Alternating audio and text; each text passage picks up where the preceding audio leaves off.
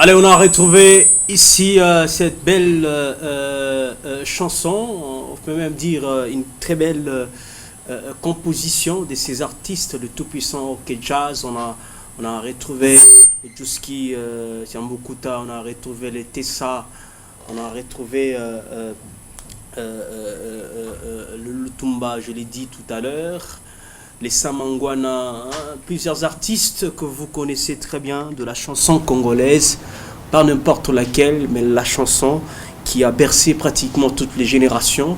De nos jours, on peut bien dire qu'il y a une évolution justement de la rumba des années 60 à 2023. Alors s'il faut qu'on parle ou encore qu'on mette un petit mot sur la rumba, moi je pense que cette évolution elle est relative par rapport à certaines générations et elle est encore une fois relative par rapport à un artiste. Donc les artistes, voilà. Déjà aujourd'hui, certaines personnes peuvent se dire voilà, aujourd'hui avec la rumba de ce jour, je me retrouve. Il y a bien sûr des artistes qui font à ce que voilà, chaque génération se retrouve, mais quant à moi, elle a changé de phase. Parce que moi, déjà, ce que j'aime avec la rumba de l'ancienne époque, c'est que ces artistes savaient déjà que cette musique, c'est une œuvre de l'esprit, c'est un art divin, et ils abordaient des thèmes qui permettaient à ce que la société avance, que les personnes changent, voilà, dans le comportement ou dans le vivre ensemble. Mais aujourd'hui, ça, en quelque sorte, ça laisse à désirer. Voilà pourquoi j'ai dit au début de ma prise des paroles que ça dépend d'un artiste à un autre. Voilà. Alors, il change selon les époques, on peut bien le dire ainsi. Alors, préférez les années 60 ou les années 2023? Je suis beaucoup plus attiré par les thèmes qu'abordés. Voilà. Plus les thèmes abordés. Parce que le message, c'est ça qui compte. Hein. C'est ce qui compte. Ouais. Et vous, quand on reste en 2023, parce que, écoutez, il y a de très belles chansons avec Fali Poupa, Ferregola.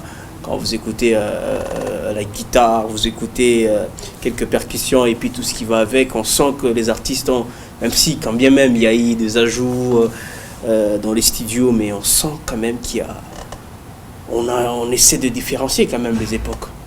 Bon, moi par rapport à ça, il y a un artiste qui l'a dit, et pas très longtemps, il a dit la rumba n'évolue pas, elle est évolutive. Mais moi, ce que je pense par rapport à la rumba, parce que premièrement, la musique, c'est un esprit qu'on transmet. On ne doit pas être là accroché à ce qui se passe, mais aussi à l'esprit qu'on nous transmet quand on écoute la musique. Mais moi, je vois que les années 60, il y avait cet esprit-là qui nous poussait à bien vivre dans la société, à travailler, à être très poli, à avoir des ambitions, des idéaux. Mais la musique d'aujourd'hui, elle essaie de développer juste des parties impures de la personne, et du coup je crois que c'est pas vraiment très important d'écouter cette musique trop, mais la rumba c'est celle qu'on a écoutée aux années 60. Avec les Lutumba Simaro, les Samangwana, les Tessa et bien d'autres. Ouais, ils nous ont vraiment bercé avec cette musique. Et c'est la musique d'ailleurs que moi j'écoute la nuit avant de dormir. J'essaie d'écouter les conseils et tout. Mais quand j'écoute aujourd'hui, je vois il y a des belles mélodies et tout. Mais est-ce qu'il y a les messages? Est-ce que je vais écouter avec ma fille, avec les enfants, devant un père à la maison, puis écouter avec ses enfants la musique des Péré, des Fali, des Kofi Olomide d'aujourd'hui? Mais je ne pense pas, c'est moi qui ai des enfants, peut-être au Katanga, n'écoute pas les Lingala. Mais si c'est à qui écouter cette musique, c'est un peu honteux entre père et ses enfants d'écouter cette musique. C'est à votre avis. Ça, c'est votre avis, justement. Ça, c'est mon avis. À votre point de vue. Ça, c'est mon point de vue.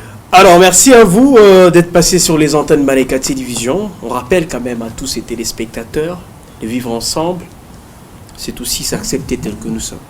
Exactement. Et vous nous conviez à participer à un festival Umoja qui aura lieu justement la semaine prochaine. Déjà les 7, nous serons en Wallonie. Je serai là personnellement pour prendre les images. Pour cette fois-ci, je serai là.